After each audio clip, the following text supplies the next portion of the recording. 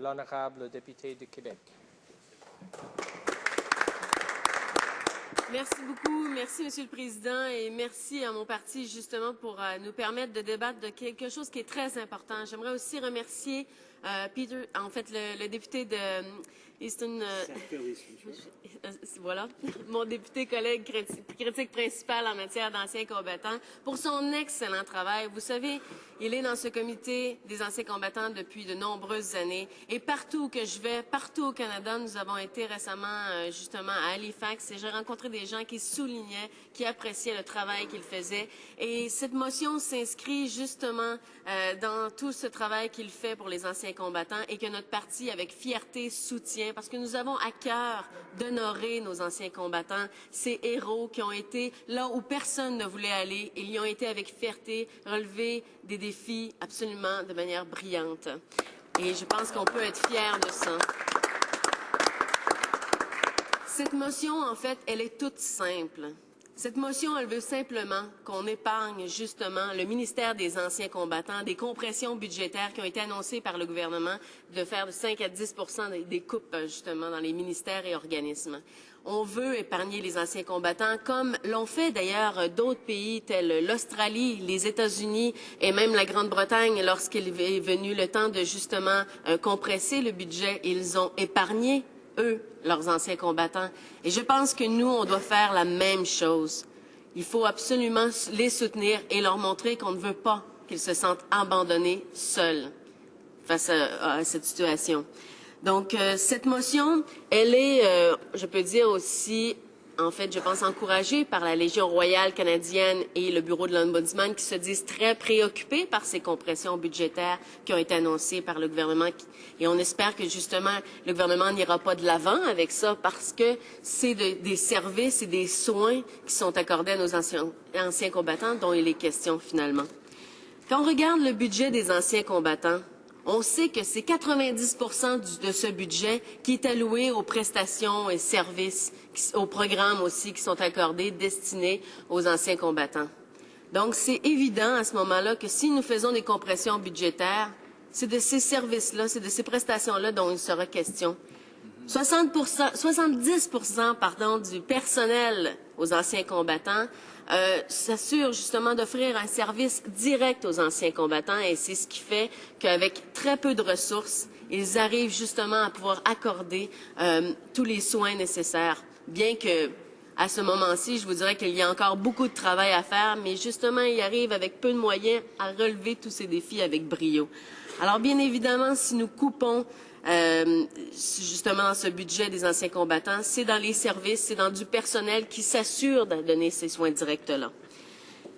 Les coupures, parlons-en en fait justement. On sait que le ministre des anciens combattants a indiqué qu'il voulait réduire la paperasse, faciliter l'accès des anciens combattants justement à ces services et programmes. Or, il a aussi annoncé en fait, si on inclut également le retrait justement de l'hôpital Sainte-Anne, le dernier hôpital alloué au service des vétérans, en fait, c'est donc 1800 emplois qui seront coupés. C'est 40 des effectifs du personnel du ministère à ce moment-là qui sera coupé. C'est énormément. 40 imaginez. Incroyable. C'est incroyable. C'est incroyable. Et après ça, d'un autre côté, on dit qu'on va couper autant, puis qu'on va accorder les mêmes services, voire on va faire mieux. C'est impossible. Ça suit une logique absolument impossible à ce moment-là. Et ça, tout le monde le sait, sauf peut-être ce gouvernement, malheureusement. Alors, on espère à ce moment-ci qu'on fasse un dernier wake-up call, si vous me permettez l'expression, puis qu'on leur dise d'adopter tous les partis unis ensemble au nom des anciens combattants cette motion, justement, pour pouvoir arrêter ça. Si on regarde plus en profondeur, justement, les problèmes qui sont vécus par nos anciens combattants, on dénonce justement le fait qu'il y a un problème d'accessibilité aux programmes et services. Il y a un problème aussi de manque de ressources. Et c'est justement ce à quoi l'Ombudsman disait récemment dans son dernier rapport, que c'est là-dessus qu'il fallait accentuer nos efforts, justement. Il y a bien sûr un manque de ressources, par exemple, ressources humaines, mais ressources aussi, en fait, financières également, pour pouvoir combler tous les services. Il y a aussi plusieurs problèmes en santé, qu'on parle de santé mentale, santé physique aussi. On constate trop souvent des listes d'attente. Permettez-moi justement de faire un petit chapitre à ce sujet sur l'hôpital Sainte-Anne. L'hôpital Sainte-Anne, on le sait, c'est considéré comme un hôpital qui reçoit les anciens combattants, principalement de la Deuxième Guerre mondiale et la guerre de Corée. Or, on sait que justement, ça s'en va en diminuant. Or, il y a quelques lits, une main ou deux, je vous dirais, quelques lits qui ont été réservés justement aux jeunes anciens combattants. Eh bien, imaginez-vous donc qu'en fait, non seulement on aimerait, bien sûr, avoir plus de lits pour ces jeunes anciens combattants-là, mais je pense qu'on a toutes les raisons de croire que ça prend plus de lits, puisqu'il y a une liste d'attente pour pouvoir aller sur ces listes-là. Il n'y a pas de services à long terme qui sont alloués à nos anciens combattants modernes, et ça, c'est un problème. Et c'est justement là-dessus qu'il faut travailler, je pense, en déployant plus de ressources, donc certainement pas en faisant les compressions budgétaires de ce gouvernement. Et bien sûr, ces coupures-là auraient un impact sur la rapidité et la qualité des services qui sont offerts. En ce moment, bien sûr, avec le peu de ressources que nous avons, le ministère comble ça, mais il y a encore trop de temps qui est alloué, en fait, avant qu'un ancien combattant puisse recevoir sa prestation. On parle parfois de mois, voire d'années, avant qu'il puisse être bénéficiaire de ça.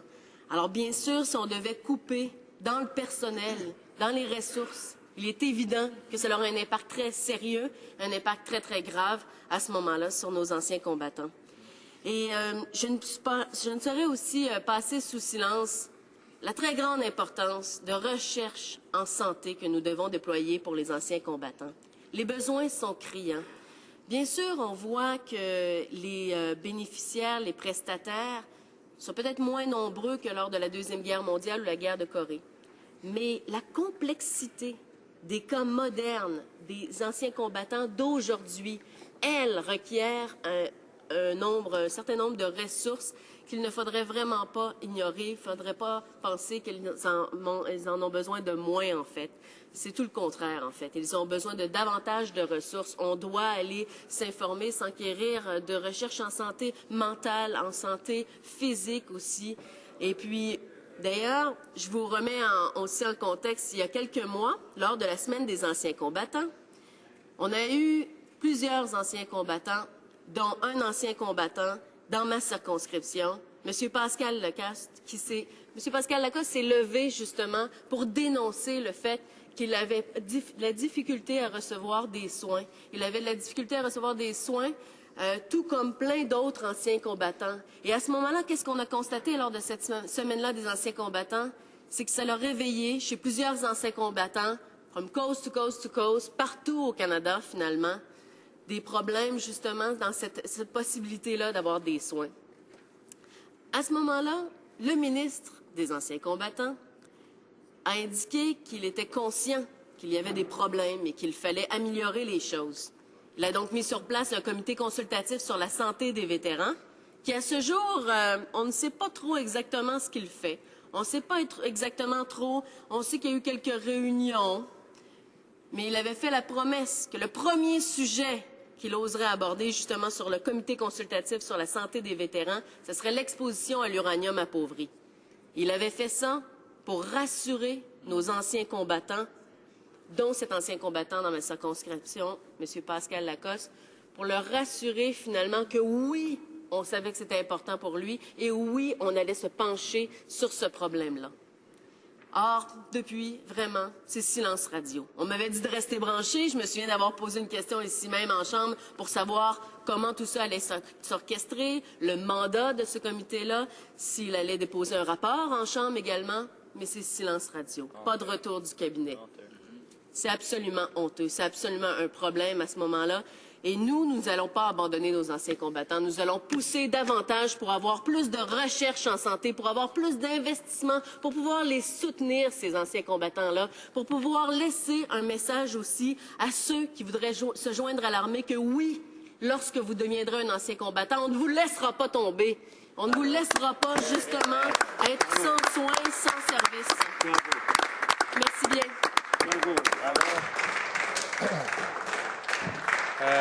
Question